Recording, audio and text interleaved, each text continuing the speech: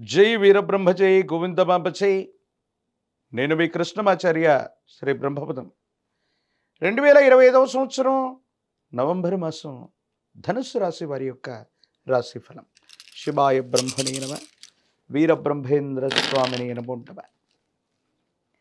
ఒకవైపు అర్ధాష్టమ శని యొక్క ప్రభావం, మరో ధనుస్సు రాశి వారి యొక్క జీవన గమనంలో మీరు తెలుసుకోవాల్సిన అంశం ఏంటంటే, కుటుంబానికి సంబంధించినటువంటి కుటుంబ సభ్యులు అవ్వచ్చు, మీ యొక్క చర్యల్ని నియంత్రించేటువంటి అవకాశం ఉంది.